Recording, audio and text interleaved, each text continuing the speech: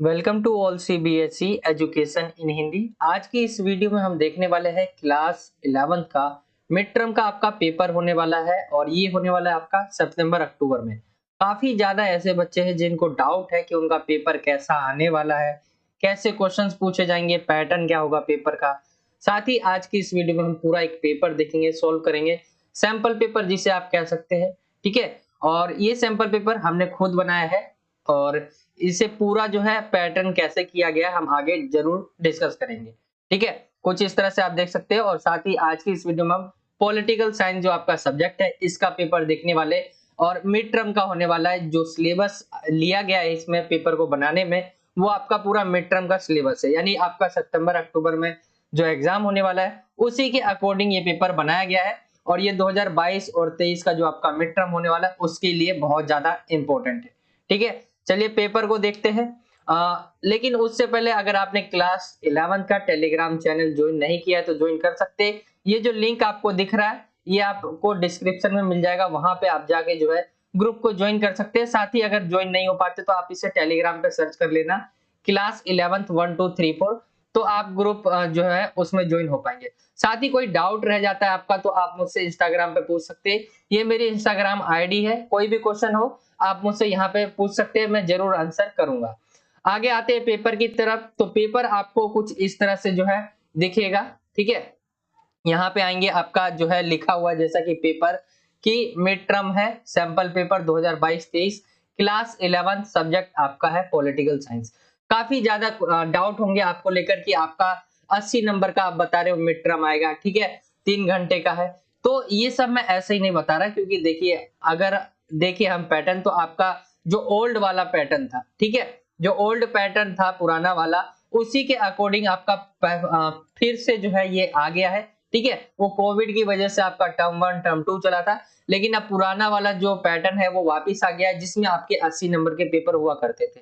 ठीक है, और पूछेंगे कि आपका जो है मिड टर्म हो रहा है तो मिड टर्म भी 80 नंबर का आएगा। तो हाँ, पहले जो मिड टर्म हुआ करता था वो भी 80 नंबर का ही आता था। ठीक है, तो ये डाउट मत रखना कितने नंबर का आ रहा है। ठीक है, ये आप क्लियर कर ले कि 80 नंबर का आपका पेपर होने वाला है। ठीक है, अब सिलेबस की बात करें तो पूरा जो पेपर है इसके अंदर आपके पॉलिटिकल साइंस का जो सिलेबस है उसमें हमने भी बता भी दिया है कि आपका सिलेबस क्या है और उसके अकॉर्डिंग जो चैप्टर है आपके आने हैं। ठीक है, एक तो आपकी पूरी की पूरी जो है फर्स्ट बुक आ रही है और सेकंड बुक का पहला चैप्टर आ रहा है जैसे कि मैं आपको बता दूं। और साथ ही जो क्या है जो चैप्टर कटे हुए वो नहीं लिए गए। ठीक है, वो मैंने सिलेबस बता दिया, अब सिलेबस यहाँ हम डिस्कस नहीं कर रहे। यहाँ पे देखते हैं पेपर को तो कुछ इस तरह से सामान्य निर्देश है और इसको ये इंपॉर्टेंट होता है सामान्य निर्देश की, इसमें बता रखे होते हैं कि कितने क्वेश्चन आने वाले हैं, कितने नंबर के क्वेश्चन है। ठीक है, तो ये भी होता है इसमें। तो मैं आपको जो है बता दूं कि इसके अंदर जो सामान्य निर्देश लिया गया है वो पुराने पैटर्न के अकॉर्डिंग लिया गया है, यानी जब आपका 80 नंबर का पेपर हुआ करता था तो उसका पैटर्न क्या हुआ होता था। ठीक है, तो उसी के अकॉर्डिंग ही ये पेपर डिजाइन किया गया है। तो इसको ये बात ध्यान में रखे, ये पेपर हमने खुद बनाया है। और देखिए काफी ज्यादा बच्चों के मन में भी क्वेश्चंस आएंगे कि आपने बनाया क्यों है, हम जो है आएगा जब देख लेंगे। तो भाई आपका एग्जाम होने वाला है कुछ सितंबर में। ठीक है, सितंबर अक्टूबर में आपका एग्जाम होने वाला है और इसके लिए आपके पास बहुत कम टाइम है। क्या पता ये सैंपल पेपर कब दे, कुछ कह नहीं सकते। ठीक है, तो ज्यादा बच्चे जो है सैंपल पेपर की का वेट ना करें, उससे पहले उनको कुछ मिल जाए। ठीक है, कि ऐसा सैंपल पेपर जिनसे उसे पता चल जाए कि पेपर होगा कैसा। तो ये सारी चीजें मैं आपको पहले क्लियर करके चल रहा हूं ताकि आप जो है कमेंट में ना बोले कि ये आपने बताया था ये गलत आ गया है ये चीजें। ठीक है, पुराने अकॉर्डिंग मैं आपको सैंपल पेपर बना के दिखा रहा हूं, साथ ही इसमें जो क्वेश्चंस लिए गए वो नए सिलेबस के अकॉर्डिंग ही लिए गए हैं। अब यहाँ पे आएंगे पेपर की तरफ तो सबसे पहले आपको सामान्य निर्देश दिखेगा। ठीक है, जो जर्नल इंस्ट्रक्शंस है सभी प्रश्न अनिवार्य है, जैसे 1 से लेके 16 तक जो क्वेश्चंस होंगे वो एक एक नंबर वाले होंगे, वस्तुनिष्ठ प्रकार के होंगे। फिर 17वां 18वां क्वेश्चन होगा आपका, ये भी एक एक नंबर का होगा लेकिन ये आपका पैसेज वाला होगा जिसमें पैसेज और इसमें आपके 5 क्वेश्चन पूछे जाएंगे। ठीक है, ऐसे ही कुछ मतलब ये आपका जो है जो भी होगा मैं आपको बता ही दूंगा आगे कितने नंबर का कौन सा चीज है। आगे बता रखा है कि 19 से लेके 22 तक ये 2-2 अंक के क्वेश्चन है और 40 शब्द में आंसर देने आपको। आगे पांचवा पॉइंट बता रखा है कि 23 से लेके 27 तक जो क्वेश्चंस होंगे वो 4 नंबर वाले हैं और 100 शब्द में आपको इसका आंसर देना है। बाकी आगे 28 से लेकर 29 तक जो है मानचित्र बता रखा है, मानचित्र और कार्टून से जो है प्रश्न पूछे गए हैं, तो इसमें ये बता रखा है। और आगे है आपका आगे बताया गया है कि सातवां बताया गया कि प्रश्न संख्या 32 से 30 से 32 में 6 अंक के ये क्वेश्चन होंगे। ठीक है, तो ये सारी चीजें यहाँ पे जो है बताई गई है, ये चीजें जो है हम देखने वाले हैं। ठीक है, आइए पेपर की तरफ आते हैं। ज्यादा कंफ्यूज नहीं होना है आपको कि कितने क्वेश्चंस आ रहे हैं, कितने क्वेश्चंस, ये सारी चीजें नहीं देखनी है, आपके क्वेश्चंस देखने हैं, आपको पैटर्न देख लेना है। और साथ ही ये जो क्वेश्चंस होंगे सारे बहुत ज्यादा इंपॉर्टेंट होने वाले आपके एग्जाम के नजरिए से। ठीक है, आइए यहाँ पे आते हैं सेक्शन ए की तरफ। सेक्शन ए आपका यहाँ से स्टार्ट हो जाता है और सेक्शन ए में क्या कहा गया है वो देख लेते हैं। तो सेक्शन जो ए है इसमें कहा गया है भारतीय संविधान सभा के अध्यक्ष कौन थे। ठीक है, सेक्शन ए में एक एक नंबर वाले सारे क्वेश्चन होंगे, मैं बता के चलूं। तो भारतीय संविधान सभा के जो है अध्यक्ष कौन थे, यहाँ पे आंसर्स मैंने दे रखा है हिंदी में। भारतीय जो संविधान था, जब हमारा संविधान बना था, ठीक है, संविधान बनने से पहले एक संविधान सभा का गठन किया गया था जिसको संविधान सभा कहते हैं। इनका काम क्या था, संविधान को बनाना। और इसमें पूछा गया भारतीय संविधान सभा यानी सभा के जो अध्यक्ष थे वो कौन थे, तो वो थे राजेंद्र प्रसाद जी। ठीक है, डॉक्टर राजेंद्र प्रसाद जी। इंग्लिश में मैंने क्वेश्चन कुछ इस तरह से दिखा दिया है आपको और इंग्लिश में आंसर भी यहाँ पे दे दिया है। ठीक है, तो यहाँ पे मैं इंग्लिश में आपको नहीं बताने वाला क्योंकि मैं इंग्लिश मीडियम में नहीं पढ़ा था, ना मेरी इंग्लिश इतनी अच्छी है कि मैं आपको इंग्लिश में समझा सकूं। लेकिन मैंने ये कोशिश किया है कि इंग्लिश में क्वेश्चंस आंसर मैं आपको दे दूं ताकि जो इंग्लिश मीडियम के बच्चे हैं वो भी जो है पेपर देख पाए। ठीक है, बाकी एक्सप्लेनेशन इंग्लिश में नहीं करूंगा, बाकी मैं आपको इंग्लिश में शो करके दिखा दूंगा। आगे आते हैं क्वेश्चन नंबर दूसरे पे। क्वेश्चन नंबर जो दूसरा है पूछा गया है दिए गए कथन के लिए सही अथवा गलत लिखना है आपको। तो क्वेश्चन दे रखा है भारतीय संविधान सभा का निर्माण माउंटबेटन के फलस्वरूप हुआ था। तो ये होगा गलत क्योंकि माउंटबेटन के अनुसार जो है नहीं हुआ था ये। ठीक है, भारतीय संविधान सभा का जो निर्माण है वो कैबिनेट मिशन के द्वारा जो है तय किया गया था। 1946 में कैबिनेट योजना आई थी, ठीक, कैबिनेट मिशन आया था, उसके अकॉर्डिंग जो हमारा संविधान सभा है उसका निर्माण हुआ था। ठीक है, ये हो गया आपका। आगे आते हैं अगले क्वेश्चन पे। इंग्लिश में आप देख लेना, इंग्लिश में यहाँ क्वेश्चंस लिखे गए हैं। ठीक है, ये पूरा का पूरा क्वेश्चन है, यहाँ पे आपको आंसर दिख रहा होगा। आगे आते हैं क्वेश्चन नंबर थर्ड पे। क्वेश्चन नंबर जो तीसरा है पूछा गया है मौलिक अधिकारों का रखवाला यानी संरक्षक कौन है। तो इसमें आपको ऑप्शन दे रखे हैं, यहाँ पे देखिए काफी बच्चों के ये भी क्वेश्चन होंगे कि आप एमसीक्यू बेस्ड भी क्वेश्चन ले रहे हैं यानी ये ऑप्शन वाले। ठीक है, तो पहले अगर हम पैटर्न देखें तो वहां पे ऐसे क्वेश्चंस भी पूछे जाते थे, तो ये नहीं है कि नहीं आएगा, आ सकता है। ठीक है, तो मौलिक अधिकारों का रखवाला कौन है, प्रधानमंत्री है, राष्ट्रपति है, सर्वोच्च न्यायालय है या राज्यपाल है। तो हमारे जो भी मौलिक अधिकार है आपको पता होगा हमारे संविधान में हमारे जो मौलिक अधिकार है वो बताए हुए हैं। ठीक है, और टोटल हमारे मौलिक अधिकार 6 है और उसकी रक्षा की जो जिम्मेदारी है वो सर्वोच्च न्यायालय की है। कुछ भी होता है हमारे मौलिक अधिकार का मतलब हनन होता है तो हम डायरेक्ट न्यायालय जा सकते हैं, सर्वोच्च न्यायालय। ठीक है, तो ये इनकी जिम्मेदारी है। आगे आते हैं अगले क्वेश्चंस पे। वीडियो ज्यादा लंबी हो सकती है तो ये नहीं कि आपको पूरा नहीं देखना है, देख के जाना, पेपर का पूरा पैटर्न समझ के जाना। क्वेश्चन नंबर 4 पे आते हैं समता के अधिकार का वर्णन कितने अनुच्छेद में किया गया है। ठीक है, यानी कितने से कितने अनुच्छेद में किया गया है। तो समता का अधिकार ये हमारा एक मौलिक अधिकार है और पूछा गया है कौन से अनुच्छेद है। तो हमारा जो संविधान है यानी हमारी एक किताब है संविधान की जिसके अंदर हमारे सारे नियम कायदे कानून लिखे हुए, ये हमारा क्या है, संविधान। ठीक है, और इसके अंदर जो है हमारे कुछ अधिकार भी लिखे हुए हैं। ठीक है, और इसके अंदर जब आप देखेंगे तो कौन सा है, अनुच्छेद 14 से 18वां जो है ये मिलता है आपको समता के अधिकार का वर्णन। ठीक है, इसमें समता के अधिकार के बारे में पूरा बता रखा है कि क्या है, कौन सी चीज है। ठीक है, सारी चीजें जो है इसमें बता रखी है। आगे आते हैं क्वेश्चन नंबर 5वें पे।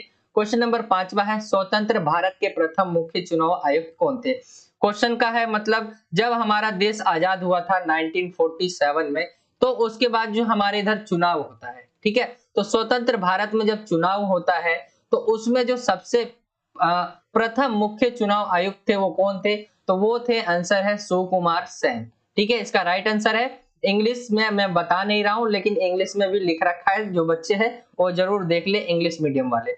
आगे है क्वेश्चन नंबर 6, ईवीएम का विस्तारित रूप लिखिए। ईवीएम होता क्या है? ईवीएम एक मशीन होती है, ठीक है, जो चुनाव कराने में जो है अच्छा होता है। मतलब एक ये डिवाइस है, इलेक्ट्रॉनिक वोटिंग मशीन, इसकी फुल फॉर्म हिंदी में कह ले, ठीक है, इंग्लिश में ही इलेक्ट्रॉनिक वोटिंग मशीन।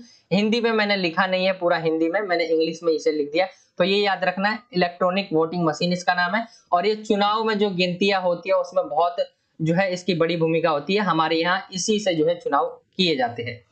आगे है क्वेश्चन नंबर 7वां, भारत लोक सेवकों की नियुक्ति का क्या आधार है? यानी किस भारत लोक सेवकों की जो नियुक्ति की जाती है उसको क्या देख के किया जाता है? राजनीतिक योग्यता, दक्षता एवं योग्यता, मात्र निर्वाचन, या कोई नहीं? तो दक्षता एवं योग्यता देख के जो है हम करते हैं उनकी नियुक्ति। क्वेश्चन नंबर 7वां हो गया आपका। 8वें पे आते हैं, क्वेश्चन नंबर 8वां है, भारतीय संसद के कौन से सदन को अस्थायी सदन कहा जाता है? यहाँ पे आंसर लिखा हुआ है लोकसभा, ठीक है। भारतीय संसद जो है, हमारा जो संसद है उसके दो सदन है, एक है हमारा लोकसभा, ठीक है, जिसे मैं एलएस लिख देता हूं, एक है राज्यसभा, आरएस लिख दिया, ठीक है, यहाँ पे आरएस लिख दिया। अब देखिए लोकसभा और जो राज्यसभा है, यहाँ पे आप देखेंगे इसके दो सदन है। एक सदन जो ये वाला होता है, ये होता है अस्थायी, ठीक है, ये वाला जो है लोकसभा हो गया अस्थायी। क्योंकि क्यों होता है अस्थायी? क्योंकि इनका चुनाव होता है और जिसका चुनाव चुन के भेजा जाता है वो उसका कभी ना कभी जो उसकी जो ईयर है, यानी 5 साल के लिए चुना गया, वो कभी ना कभी हटेगा।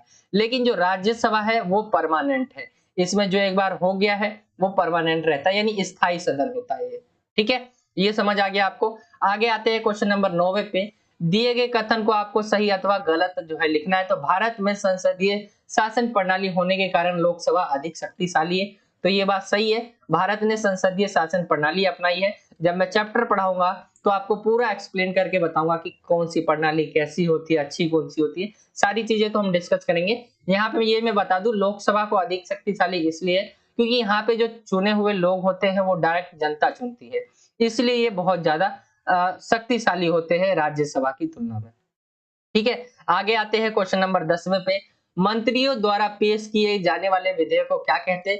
तो ये इसका आंसर है सरकारी विधेयक।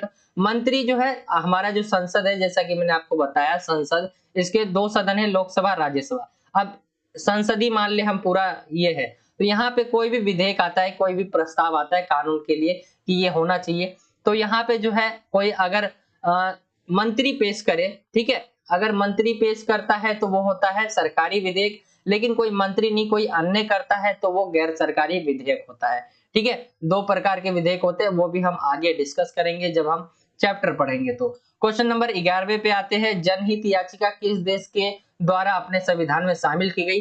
तो हमारा जो संविधान है, हम अपने जो संविधान को देखते हैं तो उसमें बहुत सारी चीजें ऐसी है जो हमने अडॉप्ट की है, मतलब दूसरे देशों से लिया है अपने संविधान में। उसमें से एक है जनहित याचिका, ये इंपॉर्टेंट है, ठीक है, ये लिया है हमने अमेरिका के संविधान से। और जनहित याचिका होती क्या है, तो थोड़ा बड़ा टॉपिक है, मैं आपको अच्छे से समझाने के लिए जो है चैप्टर जो पढ़ाऊंगा तभी समझा पाऊंगा, ठीक है। क्वेश्चन नंबर 12वें पे आते हैं, अपील का सबसे बड़ा न्यायालय है, ठीक है, अपील का सबसे बड़ा न्यायालय कौन सा है? तो वो है सर्वोच्च न्यायालय, जहां पे आप जाके जो है अपील कर सकते हो। यानी आपके बहुत सारे न्यायालय देखे होंगे, लेकिन सबसे ऊपर सर्वोच्च न्यायालय, जो कि पूरे भारत में जो है, पूरे भारत में एक ही है, जो कि कहाँ है? दिल्ली में, ठीक है, दिल्ली में है, ये एक ही है यहाँ पे। पूरे भारत में जो सर्वोच्च न्यायालय एक है। यहाँ पे आंसर आपको शो हो रहा होगा। इंग्लिश मीडियम वाले इंग्लिश में देखते चले, मैं आपको दिखा दे रहा हूँ। सॉरी, मैं आपको जो है एक्सप्लेन करके नहीं बता रहा हूँ, क्योंकि मेरी इंग्लिश भी अच्छी नहीं है और मैंने हिंदी मीडियम में पढ़ी है। इंग्लिश मीडियम में मेरा कोई मतलब मैंने था ही नहीं, आज तक मैंने पढ़ा इंग्लिश के अलावा कोई और सब्जेक्ट। 13वें क्वेश्चन पे आते, राज्य पुनर्गठन आयोग का गठन कब हुआ था? तो ये हुआ था 1954 में। जब मैं आपको पढ़ाऊंगा तो इसके बारे में अच्छे से बता दूंगा, ठीक है। क्वेश्चन नंबर जो है हम 14वें पे आते हैं, समवर्ती सूची पर कानून बनाने का अधिकार किसका है? तो केंद्र व राज्य दोनों को है। अब ये क्या है? एक होता है, देखिए, एक होता है केंद्र सूची, ठीक है, केंद्र, यहाँ पे मैं लिख देता हूं, एक होता है राज्य, ठीक है, और एक होता है समवर्ती। तीसरा जो है मैं आपको दोबारा से लिख के बता देता हूँ थोड़ा सही से। यहाँ पे समझिए, एक होता है केंद्र, ठीक है, एक होता है राज्य और एक होता है समवर्ती। ये तीन कैटेगरी है। केंद्र जो है वो, इसको अलग काम दिए गए, इसको काम जो है इसके बांटे हुए, इसके भी काम बांटे हुए। लेकिन ये समवर्ती सूची है, इसमें जो है दोनों को ही कानून बनाने का अधिकार है। ठीक है, कोई भी कानून बनाते हैं, एक राज्य होता है, राज्य के लिए कानून बनाता है, केंद्र होता है वो पूरे देश के लिए बनाता है। तो लेकिन ऐसी भी कुछ चीजें जहां पे दोनों ही कानून बनाते हैं, दोनों को ये अधिकार है। तो समवर्ती सूची पर जो कानून बनाने का अधिकार है वह केंद्र सरकार व राज्य सरकार दोनों को है। तो यही आपको मुझे समझाना था। आई होप कि आपको समझ आ गया होगा। आगे चलते हैं, अगले क्वेश्चंस को हम देखते हैं। आगे आते हैं अगले क्वेश्चन पे। क्वेश्चन नंबर 15 जो है आपका, पूछा गया है कि स्थानीय शासन संविधान की कौन सी सूची का विषय है। तो ये है राज्य सूची। जैसा कि मैंने ऊपर बताया आपको, केंद्र सूची, एक होता है राज्य सूची, एक होता है समवर्ती सूची। तो जो स्थानीय शासन है, स्थानीय शासन मतलब होता है सबसे पास का शासन, सबसे नजदीक का शासन। तो उसको कहाँ रखा गया है, राज्य सूची में रखा गया है। आगे आते हैं हम क्वेश्चन नंबर 16 पे। क्वेश्चन नंबर जो 16 है, पूछा गया है स्थानीय शासन की विचारधारा का विचार किस देश से लिया गया है। तो ये लिया गया है हमने ब्राजील से लिया है, जहां पे स्थानीय शासन जो है यानी सबसे नजदीक का शासन होता है, ये हमने ब्राजील से अडॉप्ट किया है। अब ये हो गए आपके जो है पूरा सेक्शन ए हो गया। 1 से 16 तक 1 नंबर का था, लेकिन इसके बाद भी सेक्शन बी में भी आपके 1-1 नंबर के होंगे, लेकिन वो ऐसे होंगे, मतलब 17वां क्वेश्चन टोटल मिला दो तो 5 नंबर का, 4 नंबर का जो भी है इसका, ठीक है, वो होगा। यहाँ पे आगे देख लेता हूँ, एक बार ऊपर की तरफ चलते हैं और यहाँ पे मैं आपको ये दिखा देता हूँ। ठीक है, 17वां और 18वां 1-1 नंबर का क्वेश्चन है। ठीक है, यहाँ पे आते हैं हम। तो पूछा गया है, ये आपका है गद्यांश। ठीक है, इनको आपको पढ़ना है और इसके पूछे जो भी क्वेश्चन है इसे पूरा पढ़ना है आपको। और यहाँ में पढ़ के नहीं दिखाने वाला आपको, बहुत टाइम लग जाएगा इसमें वैसे भी। क्वेश्चंस पे आते हैं। क्वेश्चन देखिए, पूछा गया है दक्षिण अफ्रीका का जो संविधान है कब लागू हुआ। तो इसी में आपको आंसर मिल जाएगा। यहाँ पे इसका आंसर है 1996 में। ठीक है, दक्षिण अफ्रीका का संविधान कब लागू हुआ था, तो 1996 में। आगे आते हैं, दूसरा जो पूछा गया है, किस देश के अधिकारी के घोषणा पत्र को प्रजातंत्र की आधारशिला कहा गया। तो वो क्या था, दक्षिण अफ्रीका। राइट आंसर है। पैसेज में आप देखेंगे तो आप इजीली अच्छे से समझ पाएंगे। आगे आते हैं, क्वेश्चन नंबर जो है तीसरे पे इसका, तो दुनिया में संभवतः सबसे अधिक व्यापक अधिकार मिले हैं। तो किसको मिले हैं, वो मिले हैं दक्षिण अफ्रीका के नागरिकों को। मिल जाएगा आंसर उसी में। 4 पे आते हैं, तो दक्षिण अफ्रीका में संवैधानिक अधिकारों को लागू करने के लिए कौन सा न्यायालय बनाया गया है। तो वो है संवैधानिक न्यायालय। ठीक है, ये आपका जो है क्वेश्चन नंबर 17 था। ये पूरा का पूरा जो है 4 नंबर का क्वेश्चन है, यहाँ पे आप देख सकते हैं। और यहाँ पे इंग्लिश मीडियम में मैंने लिख दिया है, आप इसे इंग्लिश मीडियम में भी देख सकते हैं। मैं स्क्रॉल कर देता हूँ धीरे धीरे ताकि इंग्लिश मीडियम वाले बच्चे समझ पाए। ठीक है, आगे आते हैं क्वेश्चन नंबर 18 पे। क्वेश्चन नंबर जो 18 है, इसमें भी आपको इसे पढ़ना है पूरा और इसमें जो क्वेश्चन पूछे गए उसके आंसर देने हैं। तो पहला पूछा गया है 18.1, राज्यपाल की नियुक्ति कौन करता है। तो राज्यपाल जो होता है, कौन होता है, सबसे पहले ये समझ लीजिए। जैसे प्रधानमंत्री होता है, ठीक है, और एक केंद्र स्तर पर जो है राष्ट्रपति होता है। राष्ट्रपति होता है, मैं आपको थोड़ा अच्छे से समझा देता हूँ। यहाँ सही से लिख नहीं पा रहा, ठीक है, 1 मिनट मैं आपको समझा देता हूँ सही से। यहाँ पे देखिए, राष्ट्रपति जैसे होता है हमारे देश के लिए, और ये पूरे हमारे जो देश का जो है प्रथम नागरिक कहते हैं राष्ट्रपति को। इसी का एक और होता है जो राज्य में होता है, ये होता है केंद्र में। ठीक है, ये होता है केंद्र में। एक राज्यपाल होता है जो होता है अ, ये होता है राज्य में। ठीक है, राज्य में होता है। तो राष्ट्रपति जैसे केंद्र में होता है, वैसे ही वो राज्यपाल भी जो है राज्य में होता है। राज्यपाल की नियुक्ति कौन करता है। तो राज्यपाल की नियुक्ति जो करते हैं, वो ऐसा नहीं है कि चुनाव हो गया इनका या इनको चुन लिया गया। ठीक है, इनमें काफी लोगों की सहमति से होता है, ये नहीं कि वोटिंग होती है इसमें। ठीक है, यहाँ पे जो है केंद्र सरकार जो है वो इन्हें चुनती है राज्यपाल को, और इसमें राष्ट्रपति सब शामिल होते हैं, मतलब राष्ट्रपति की भूमिका रहती है, प्रधानमंत्री की भी। ठीक है, बहुत सारे लोगों की इसमें भूमिका रहती है इनको चुनने में। ठीक है, तो ये समझ गए आप। चलिए आगे क्वेश्चंस पे आते हैं, आगे क्वेश्चंस को हम कवर करते हैं। आगे जो क्वेश्चंस है उसको देख लेते हैं। दूसरा जो क्वेश्चन पूछा गया है, राज्यपाल का चुनाव कैसे होता है? तो जैसा कि मैंने आपको बताया कि राज्यपाल का कोई चुनाव नहीं होता है, केंद्र सरकार जो है उसे खुद चुनती है, मतलब कोई वोटिंग नहीं होता है इनका, ठीक है। केंद्र सरकार जो है राष्ट्रपति, प्रधानमंत्री इन सब की सलाह करके जो है इनको चुना जाता है। क्वेश्चन नंबर तीसरे पे आते हैं 18 के। तो राज्यपाल किसका एजेंट होता है? ठीक है, तो वो होता है केंद्र सरकार का एजेंट, जो कि राज्य में रहकर जो है काम करता है केंद्र सरकार के एजेंट के रूप में। राज्य का प्रमुख कौन होता है? तो जैसा कि मैंने आपको बताया कि जैसे देश का प्रमुख राष्ट्रपति होता है, तो वैसे राज्य का प्रमुख कौन होता है? राज्यपाल।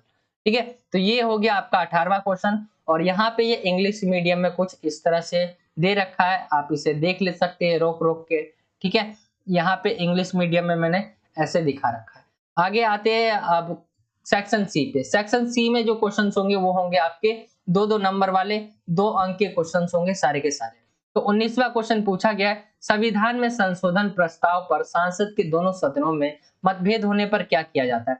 यहाँ पे बोला गया है संसद है, संसद, यहाँ पे मैंने आपको बताया 2 सदन होते हैं, एक होता है लोकसभा और एक होता है राज्यसभा।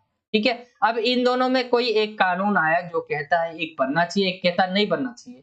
तो इन दोनों में क्या है, मतभेद पैदा हो गया है, मतलब बीच में ये कह रहा है कि एक होना चाहिए, एक होना नहीं होना चाहिए। तो ऐसे में क्या होगा? तो देखिए सबसे पहले जो है इसे दोनों सदनों में अलग-अलग विशेष बहुमत होना जरूरी है अगर इसे बनना है तो। अगर दोनों सदनों में संशोधन पास नहीं होता है तो वह क्या होता है, रद्द हो जाता है। संविधान में जो संशोधन है वो नहीं कर सकते फिर। ठीक है, तो संविधान में संशोधन करना है तो दोनों का एग्री होना जरूरी होता है, यानी दोनों का जो बहुमत है, ठीक है, जो बता रखा है कि आपको इतने जो है वोट पाने होंगे अगर आपको ये करना है तो दोनों का जो है जो भी दिया गया है अनुमान वो पूरा होना चाहिए।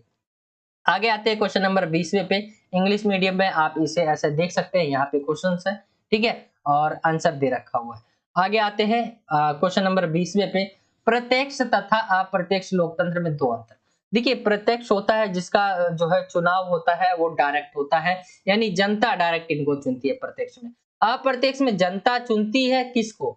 देखिए जनता इनको डायरेक्ट नहीं चुनती है, बल्कि जनता एक व्यक्ति को चुनती है और ये व्यक्ति आगे जाके उसको चुनता है। ठीक है, तो ये इनडायरेक्टली हुआ, जनता ने किसी और को चुना, उसने जाके किसी और को चुना। लेकिन प्रत्यक्ष में क्या होता है कि डायरेक्ट जनता ही उसको चुन रही है। तो ये होता है इसमें अंतर। देख जैसे यहाँ पे बता रखा है, प्रत्यक्ष लोकतंत्र में जनता शासन में सीधे भाग लेती है, जबकि अप्रत्यक्ष में जनता के द्वारा चुने प्रतिनिधि जो है भाग लेते हैं। प्रत्यक्ष लोकतंत्र में प्रत्येक व्यक्ति अपने आप को शासन मानता है, जबकि अप्रत्यक्ष में जनप्रतिनिधि अपने आप को शासन मानता है। ठीक है, ये हो गया आपका। आगे आते हैं क्वेश्चन नंबर 21वें पे। क्वेश्चन नंबर जो 21वां है वो है राजनीतिक कार्यपालिका और स्थायी कार्यपालिका में अंतर पूछा गया है, या इसे अस्थायी कार्यपालिका और स्थायी कार्यपालिका में अंतर भी पूछ सकते हैं। ठीक है, तो कंफ्यूज नहीं होना है। राजनीतिक कार्यपालिका जैसा कि मैंने आपको बताया कि इनका जो ये क्या होता है, चुनी जाती है, मतलब 5 वर्षों के लिए इनको चुना जाता है, समय से पहले भी इनको हटाया जा सकता है, जिससे आप इसे अस्थायी कह सकते हैं। ठीक है, और ये अपने काम में बहुत अच्छे नहीं होते। वहीं स्थायी कार्यपालिका की बात करें तो ये क्या होते हैं, रिटायरमेंट की आयु तक ये काम करते हैं, अपने कार्य में बहुत अच्छे होते हैं। आप जाहिर सी बात है जो रिटायरमेंट की आयु तक काम करेगा तो वो होगा ही होगा अच्छा।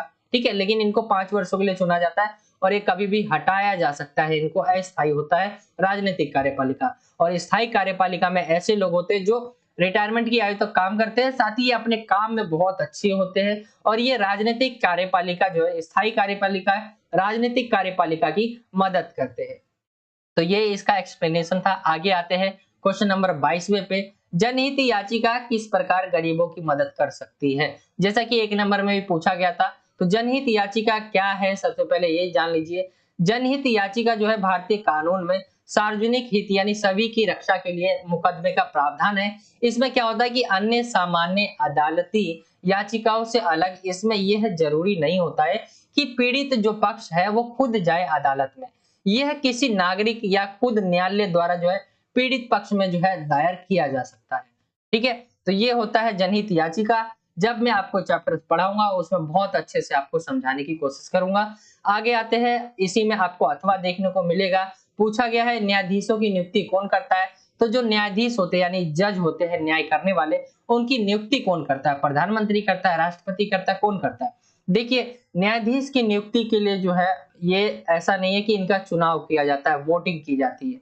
इनको वोटिंग से नहीं, इनके लिए जो है एक मतलब इनको एक्सपीरियंस होना चाहिए, 10-20 साल का इनको अच्छा खासा अनुभव होना चाहिए, और भी बहुत सारी चीजें मायने रखती है। तो सर्वोच्च न्यायालय के न्यायाधीशों की नियुक्ति जो है राष्ट्रपति द्वारा की जाती है। अन्य न्यायाधीशों को राष्ट्रपति द्वारा मुख्य न्यायाधीश एवं सर्वोच्च न्यायालय तथा उच्च न्यायालय के ऐसे अन्य न्यायाधीशों के साथ परामर्श के बाद जो है नियुक्त किया जाता है, यदि ये आवश्यक समझा जाता है तो। ठीक है, तो ये आपका हो गया क्वेश्चन नंबर 22वें का अथवा। अब आते हैं हम सेक्शन डी पर। सेक्शन डी में जो क्वेश्चन होंगे वो सारे के सारे 4 मार्क्स क्वेश्चन होंगे। ठीक है, 4-4 नंबर वाले क्वेश्चन होंगे सेक्शन डी में। तो सेक्शन डी पे आते हैं और देखते हैं क्वेश्चन कैसे है। क्वेश्चन नंबर जो 23वां है, भारत के निर्वाचन आयोग के 4 मुख्य कार्यों का वर्णन करना है। तो भारत के निर्वाचन आयोग यानी निर्वाचन आयोग वो आयोग है जिसकी जिम्मेदारी है चुनाव करवाना।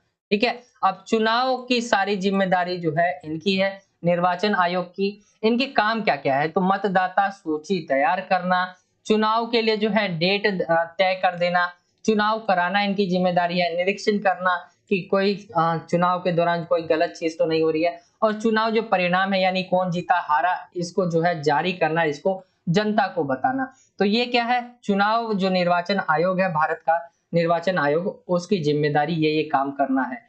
आगे आते हैं क्वेश्चन नंबर 24वें पे, हमें राजनीतिक सिद्धांत क्यों पढ़ना चाहिए? सविस्तार समझाना है आपको। देखिए, राजनीतिक जो सिद्धांत है ये बहुत रीजन से इसको काफी ज्यादा जो है बच्चे पसंद करते हैं आर्ट्स में। ठीक है, और उनमें से मैं भी हूँ, लेकिन मैं पूरी तरह इसको मतलब ये नहीं मेरा फेवरेट सब्जेक्ट है, ये फेवरेट नहीं है, लेकिन काफी ज्यादा अच्छा लगता है। और ये पढ़ते क्यों है? देखिए, राजनीति अगर आप पढ़ते तो आप अच्छे बुरे की समझ रख पाते हैं, अपने आप को देख पाते हैं कि आप कितने कहाँ पर पहुंचे हैं, कहाँ नहीं पहुंचे, कैसे चल रही है। तो बहुत सारी चीजें, बाकी यहाँ जैसे लिखा है, जागरूक बनाने के लिए जो है राजनीतिक सिद्धांत पढ़ना चाहिए, भविष्य की समस्याओं के सफल समाधान कर्ता तैयार करने के लिए, समाज में एकता कायम करने के लिए, और तर्क संगत निर्णय लेने के लिए जो है ये हमें जो है राजनीतिक सिद्धांत पढ़ना चाहिए। बाकी अच्छे गलत की समझ भी हमें इससे मिलती है। ठीक है, प्रॉब्लम्स के से कैसे जो है निपटा जाए, बहुत सारी चीजें हमें राजनीतिक सिद्धांत में पढ़ने को मिलती है, और इससे हम सीखते हैं। आगे आते हैं क्वेश्चन नंबर 25वें पे। क्वेश्चन नंबर 25वां है, स्थानीय शासन के समक्ष कौन-कौन सी समस्या है? जैसा कि मैंने आपको बताया कि स्थानीय शासन होती है सबसे नजदीक का शासन, इसके पास समस्याएं क्या-क्या है?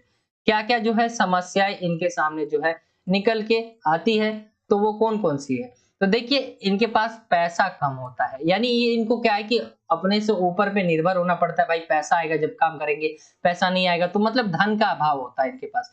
जनता का जागरूक ना होना, यहाँ पे क्या है कि जनता जागरूक नहीं होती है। आपने बहुत सारे ऐसे चुनाव देखे होंगे, ग्रामीण इलाकों की बात करूँ तो वहां पे जनता जो है वो जागरूक रहती है, बस अपने उसके लिए रहती है कि कुछ दे दे वो, कि जैसे उनको खाते में 1-1 हजार रुपए डाल दिया, अब वो भूल जाए। ये जनता जागरूक नहीं है कि हमारे जो गांव है उसको डेवलप किया जाए, अच्छा किया जाए। ठीक है, वित्तीय मदद के लिए सरकारों पर निर्भर रहती है, इस पहले ही मैंने आपको बता दिया। आय से अधिक खर्च करना, मतलब इनको जितने पैसे दिए जाते हैं उससे ज्यादा तो खर्च ही हो जाते हैं। तो ये कमियां है, ये आप इसे समस्या ही मान सकते हैं इनकी। आगे आते हैं, इसी में 8वें में पूछा गया है, न्यायपालिका की स्वतंत्रता को संविधान द्वारा किस प्रकार सुनिश्चित किया गया? ऐसे किन्हीं 4 उपायों लिखिए। हमारा जो संविधान बना तो उसमें बताया गया कि न्यायपालिका की जो स्वतंत्रता है वो किस प्रकार है, यानी न्यायपालिका को कैसे सुनिश्चित किया गया है, स्वतंत्र किया गया हमारे संविधान में, ये आपको बताना है। तो यहाँ पे देखते हैं हम क्या-क्या बताया गया हमारे संविधान में न्यायपालिका से रिलेटेड। तो दलगत राजनीति की भूमिका को दूर रखने के लिए न्यायाधीशों की नियुक्तियों के मामले में विधायिका को सम्मिलित नहीं किया गया है। देखिए, जो न्यायाधीशों की जो नियुक्ति होती है, जैसा कि मैंने आपको ऊपर बताया, तो वहां पे चुनाव नहीं कराना है। ठीक है, चुनाव नहीं होना है, ये एक अच्छी बात है हमारे संविधान में की गई है, क्योंकि चुनाव होगा तो जाहिर सी बात है एक हारेगा एक जीतेगा। तो ऐसे में क्या होगा, न्यायाधीश जो है न्याय करने के लिए होता है, ना कि ये चुनाव लड़ने के लिए।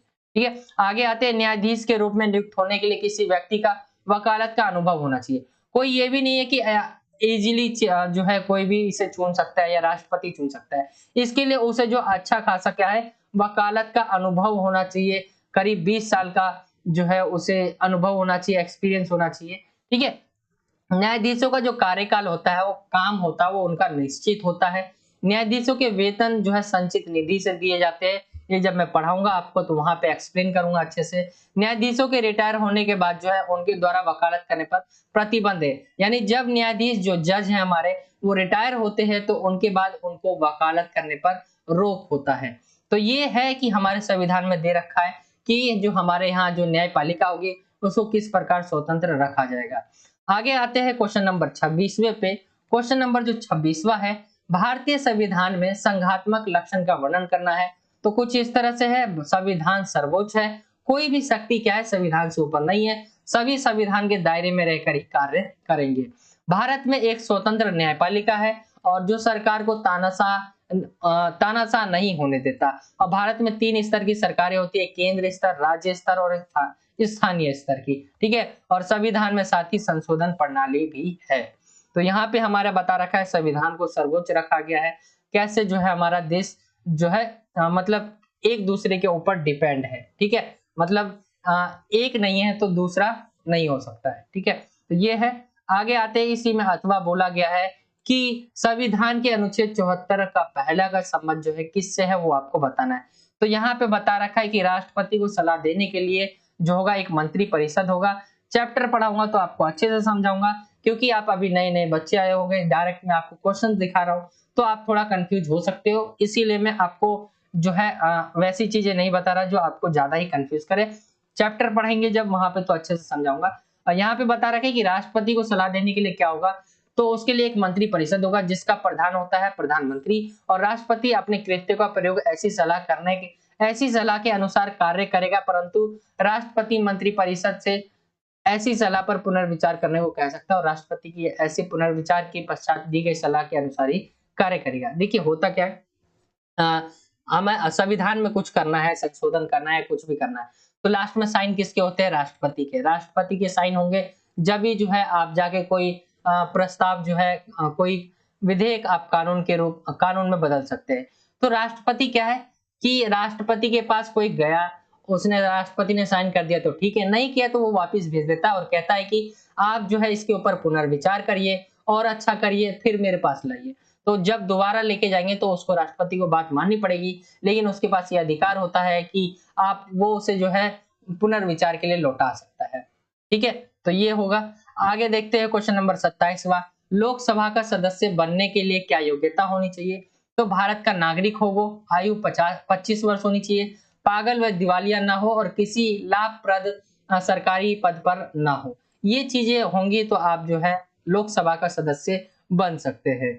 आगे आते हैं क्वेश्चन नंबर 28वें पे आएंगे तो बोला गया है दिए गए कार्टून का ध्यान पूर्वक अध्ययन कीजिए और इस पर आधारित प्रश्नों के उत्तर दीजिए। तो यहाँ पे जो क्वेश्चंस पूछे गए हैं वो है चित्र में जैसे सबसे आगे जो आपको दिख रहे हैं कौन है, इनके सबसे आगे होने के क्या कारण है, किसी 2 नेताओं के नाम बताने आपको इनमें से, और प्रधानमंत्री के शक्तिशाली होने के कोई 2 कारण आपको इसमें बताने हैं। तो देखिए इसका आंसर मुझे कमेंट में दीजिए, आपको जो है बताना है। जैसे चित्र में सबसे आगे कौन है, आपको पता ही होगा कौन है। ठीक है, जवाहरलाल नेहरू जी है। साथ ही इसमें 2 नेताओं के नाम ऐड कर दीजिए। आप प्रधानमंत्री इतना शक्तिशाली क्यों होता है ये भी आपको खुद ही बताना है कमेंट में मुझे। ठीक है। 29वां क्वेश्चन पे आते तो यहाँ पे जो क्वेश्चन है, भारत के नीचे दिए गए राजनीतिक मानचित्र में किन्हीं 5 राज्यों के नाम लिखना है जिनमें क्या द्विसदनात्मक विधायिका है। तो यहाँ पे आपको जो है पता होना चाहिए 2 विधायिका, जैसे हमारे जो है एक एक हमारा है केंद्र सरकार, ठीक है, एक होता है राज्य सरकार। तो वैसी जो है हमारा जैसे लोकसभा हो गया संसद का और एक राज्यसभा हो गया। ठीक है। तो ये हमारा क्या है एक, लेकिन स्टेट में भी ऐसी होता है तो उसमें द्विसदनात्मक जो है विधायिका होती है। तो कौन कौन से स्टेट है, जैसे हो गया आपका यूपी हो गया, यूपी में है, बिहार में है, ऐसी आपको 5 बताने हैं। ठीक है। महाराष्ट्र में है, कहाँ कहाँ है, तेलंगाना है। तो यहाँ पे आपको जो है ये बताने थे, इसको आपको जो है मुझे कमेंट करके बताना है, साथ ही मैंने आपको बता ही दिया है। इसके आंसर्स मैंने नहीं लिखे ताकि मैं आपको खुद ही यहीं पे आपको बता सकूं। ठीक है, अब आते हैं सेक्शन ई पे। जो सेक्शन ई है पूछा गया है, इसमें 6-6 नंबर वाले क्वेश्चंस होंगे इसके अंदर। ठीक है, तीसरा क्वेश्चन है राष्ट्रपति के किन्हीं 3 विशेषाधिकारों का वर्णन करें। तो राष्ट्रपति के पास 3 विशेषाधिकार कौन-कौन से? विशेषाधिकार का मतलब है ऐसे अधिकार जो किसी और के पास नहीं होते, बहुत विशेष होते। तो देखिए, पहला तो मैंने आपको बताया ही था कि कोई भी अगर विधेयक जाता है तो वहां पे वो पुनर्विचार के लिए लौटा देता है। इसके पास एक ये शक्ति है, जब राष्ट्रपति को ऐसा लगता है कि सलाह में कुछ गलती है तो क्या है, वापिस भेज देता है, कमियां कह देता है और फिर वह जो है कहता है कि आप जो है पुनर्विचार करिए। एक तो ये हो गया कि पुनर्विचार के लिए लौटा देना, ठीक है, कोई भी विधेयक जो पारित हुआ है। दूसरा, राष्ट्रपति के पास क्या है, वीटो की शक्ति होती है, यानी ऐसा अधिकार होता है जिस पर कोई भी मतलब रोक ही नहीं लगा सकता। इसने अगर वीटो का यूज कर लिया तो कुछ नहीं कर सकते आप, बस धन विधेयक को छोड़कर। ठीक है, तो ये एक किसी भी चीज को स्वीकृति देने में विलंब कर सकता है या स्वीकृति देने से मना भी कर सकता है। इनके पास ये वीटो का पावर होता है। तीसरा जो होता है, सबसे बड़ा आप कह सकते हैं तीसरा, वो होता है प्रधानमंत्री को चुनना। देखिए, प्रधानमंत्री को चुनना कैसे होता है, अब तो ये तो जनता के द्वारा चुनी जाती है। देखिए, जब चुना जाता है, लेकिन जब जो है लोकसभा में बहुमत नहीं मिल पाती है, ठीक है, तो यहाँ पे देखिए, अब गठबंधन की सरकार होती है, एक पार्टी दूसरी पार्टी मिलकर जो है गठबंधन कर लेती है और वही जो है सरकार चलाती है। लेकिन इसके इस टाइम पर जो है प्रधानमंत्री कौन बनेगा, क्योंकि दो पार्टी है, दोनों पार्टी में से निकले। अब पार्टी कौन सी, ये पार्टी कहेगी मैं बनूं, मेरे में से बनेंगे प्रधानमंत्री, ये कहेंगे मेरे में से बनेंगे, लेकिन ऐसा तो हो नहीं सकता। तो ऐसे में क्या है, राष्ट्रपति जी चुनते हैं कि प्रधानमंत्री कौन बनेगा। ठीक है, ये हो गया आपका। इंग्लिश मीडियम में भी आप इसे देख सकते हैं। मैं इंग्लिश मीडियम में बोलना भूल जा रहा हूं, लेकिन यहाँ पे आप इसे जरूर देखते जाए, जो इंग्लिश मीडियम के बच्चे। आगे आते हैं, 8वें में दे रखा है मंत्री परिषद के प्रधान के रूप में प्रधानमंत्री की भूमिका।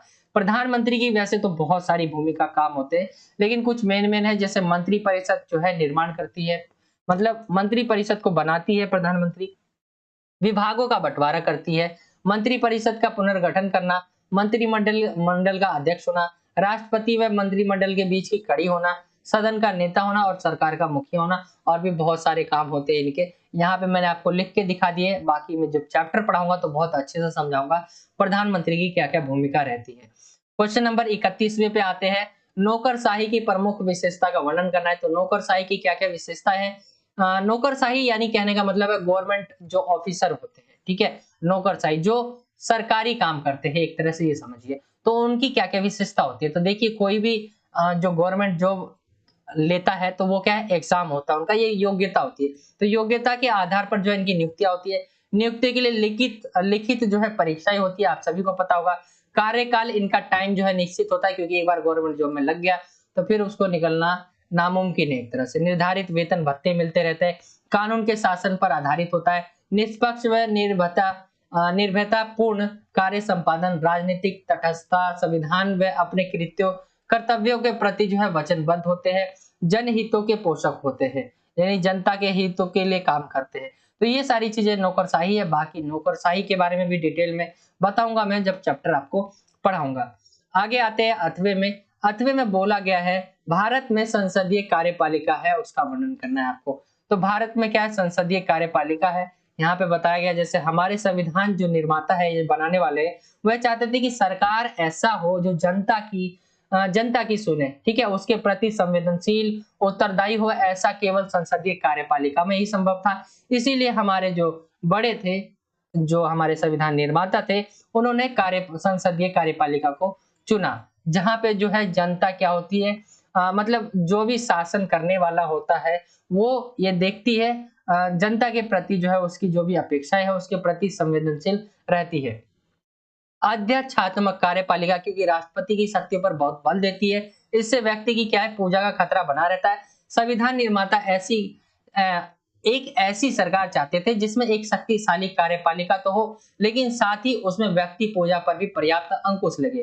ठीक है, तो ये इसके अंदर आप एक्सप्लेन में लिख सकते हैं, संसदीय व्यवस्था में कार्यपालिका विधायिका या जनता के प्रति उत्तरदायी होती है और नियंत्रित भी। इसलिए संविधान में राष्ट्रीय और प्रांतीय दोनों स्तर पर जो है संसदीय कार्यपालिका की व्यवस्था जो है वो स्वीकार करी गई है। भारत में इस व्यवस्था में राष्ट्रपति औपचारिक प्रधान होता है, तथा प्रधानमंत्री और मंत्रिपरिषद राष्ट्रीय स्तर पर सरकार चलाते हैं। राज्यों के स्तर पर राज्यपाल, मुख्यमंत्री और मंत्रिपरिषद मिलकर जो है कार्यपालिका बनाते हैं। ठीक है, आगे और भी पॉइंट्स है जो दे रखे हैं। औपचारिक रूप से संघ की कार्यपालिका की शक्ति या राष्ट्रपति को दी गई है, परंतु वास्तविक रूप से प्रधानमंत्री तथा मंत्री परिषद के माध्यम से राष्ट्रपति इन शक्तियों का प्रयोग करता है। ठीक है, वैसे तो दे रखा है कि राष्ट्रपति को सबसे ज्यादा शक्ति है, लेकिन अगर हम देखें तो जो यूज करता है, जो राष्ट्रपति को भी पूछना पड़ता है प्रधानमंत्री से। ठीक है, तो ऐसे देखें तो प्रधानमंत्री ज्यादा शक्तिशाली है। राष्ट्रपति 5 वर्ष के लिए चुना जाता है, वह भी प्रत्येक तरीके से निर्वाचित सांसद और विधायक करते हैं। यह निर्वाचन समानुपातिक प्रतिनिधित्व की प्रणाली एकल संक्रमणीय मत के सिद्धांत पर के अनुसार होती है। तो ये मैं आपको समझाऊंगा कि क्या होती है समानुपातिक प्रतिनिधित्व प्रणाली, एकल संक्रमणीय जो है प्रणाली कौन सी होती है। चैप्टर पढ़ेंगे जब डिस्कस करेंगे, इतना समझ लीजिए। ये आपको जो बता रहा हूँ जब भी आए इनको आपको अच्छे से क्लियर कर लेना है, मतलब इनको नोट कर लेना, ये बहुत ज्यादा इंपॉर्टेंट है। भारतीय चुनाव प्रणाली में सुधार के कोई 6 सुझाव जो है सुझाने आपको। तो चुनाव जो होता है, भारतीय चुनाव, भारत में जो चुनाव किए जाते हैं उसमें क्या क्या गलतियां होती है, कमियां क्या क्या है, आपको जो है ऐसे 6 सुझाव बताने हैं जो कमियां हैं। ठीक है, वो आपको बताने। तो सर्वाधिक जीत की प्रणाली के स्थान पर जो है सर्वाधिक वोट से जीत की प्रणाली, ठीक है, उसके स्थान पर समानुपातिक प्रतिनिधित्व प्रणाली अपनानी चाहिए, ऐसा बोला गया। संसदीय एवं विधानसभाओं में 1/3 सीटों पर महिलाओं का चुनाव होना चाहिए। चुनाव में धन के प्रमाव पर नियंत्रण, ठीक है, धन के जो खर्च होते हैं, ठीक है, उसके ऊपर नियंत्रण करना चाहिए। लोकतंत्र में उचित प्रतिनिधित्व जरूरी है जो चुनाव द्वारा ही संभव है। नागरिकों के अधिकारों एवं स्वतंत्रता की सुरक्षा उचित प्रतिनिधित्व से ही है। उचित प्रतिनिधित्व से ही राष्ट्रीय एकता को बल मिलता है। और बहुत सारी जो है सुधार होनी चाहिए, जैसे देखते होंगे कि आप जो है ये एक चल रही है चीज अभी, जैसे आजकल चल रही कि फ्री का जो है बांटना, ठीक है, चुनाव में यूज करना इस चीज का, ये सही नहीं है। एक तो ये हो गया, और भी लिख सकते हैं यहाँ पे जो है पैसे की बात करते हैं हम, तो धांधली मतलब बहुत सारे पैसे दे दे के वोट खरीदे जाते हैं, ये सभी गलत। ठीक है, बहुत सारी चीजें आ जाती है इसके अंदर। आगे आते इसी में अथवा दे रखा है, संसद के प्रमुख कार्यों का वर्णन करना है। तो संसद जो है, मैंने जैसा कि आपको कई बार बताया, संसद है उसके 2 जो है हाउसेस है, जिसे लोकसभा और राज्यसभा कहा जाता है। अब यहाँ पे संसद के कार्य पूछ रहा है, यानी सब इनको पूरा पूछ रहा है। तो कानून बनाना इनका काम है, कार्यपालिका पर नियंत्रण रखना, वित्तीय कार्य, बजट पारित करना, संविधान में संशोधन करना इनका काम है। निर्वाचन यानी चुनाव के संबंधी कार्य कराना इनका काम है। न्यायिक कार्य, प्रतिनिधित्व, बहस का मंच, विदेश नीति पर नियंत्रण, विचारशील, ये सारे इनके काम है। और भी बहुत सारे काम होते हैं इनके, जब डिटेल में हम डिस्कस करेंगे तो वहां पे बहुत अच्छे तरीके से मैं आपको समझाऊंगा। तो ये पूरा का पूरा जो है इसमें 32 क्वेश्चन तक मैंने आपको बताया। ये वाले जो क्वेश्चन थे आपके जो 30 से लेके जो है, ठीक है, 32 तक जो क्वेश्चन थे 6-6 नंबर वाले थे सारे। आई होप कि आपको समझ आ गया होगा। ये आपका पूरा पेपर था। वीडियो ज्यादा लंबी हो गई है लेकिन पूरा पेपर हमने डिस्कस कर लिया है। तो ये आपका पूरा पेपर ऐसा होने वाला है। आई होप कि आप समझे होंगे इस बात को, आपको पेपर में क्या क्या मतलब कैसे फेस करेंगे आप मिड टर्म का पेपर। और ये सारे के सारे जो क्वेश्चन लिए गए वो बहुत ज्यादा इंपॉर्टेंट है। इन सबको जो है आप जब चैप्टर पढ़ना तो इनको थोड़ा अच्छे से पढ़ के जाना है, ठीक है। बाकी तैयारी की आप चिंता ना करें, तैयारी कराना हमारी जिम्मेदारी है, वो हम बहुत अच्छे से आपकी तैयारी करवा देंगे, कोई दिक्कत नहीं है। बस ये रखना है कि काफी जो ज्यादा बच्चे रहते हैं वो नोट्स के पीछे भागते हैं। मैं आपको बता दूं कि काफी ज्यादा बच्चे जो है नोट्स के पीछे भागते रहते हैं, लेकिन आपको क्या करना है, इसके पीछे नहीं भागना है, क्योंकि नोट्स जब काम आता है जब आपका लास्ट होता है, यानी आपके जो है जैसे लास्ट टाइम के लिए आपने जो है जब एग्जाम चल रहे हैं, ठीक है, उसके बीच के लिए आपने नोट्स यूज करना है। बाकी आपको तो अभी पढ़ाई स्टार्ट करना है, आपको बुक रीड करना है, बुक रीड करें आप, वहां पे समझे, फिर वीडियोस देखे किसी की। देखिए ऐसा कुछ नहीं है कि सिर्फ वीडियो देख के ही आपका काम हो जाता है, नहीं, आपको कुछ अपना फिजिकली खुद जो है बुक उठानी पड़ती है और पढ़नी पड़ती है। फिर आप वीडियो देखते हैं तो आपके डाउट क्लियर होते हैं, ठीक है, लेकिन आपको बुक जरूर पढ़नी चाहिए। तो ये सारी चीजें हैं। बाकी जल्दी हम जो है कोशिश करेंगे कि आपके ऑल जो भी सब्जेक्ट है, ज्यादा से ज्यादा सब्जेक्ट के हम ऐसे पेपर्स प्रोवाइड करवा दें ताकि आप जो है एक पैटर्न समझ पाए कि आपका पेपर किस तरह से होने वाला है। आज हमने पॉलिटिकल साइंस का डिस्कस कर लिया है, जल्दी हम अदर सब्जेक्ट के भी डिस्कस कर लेंगे।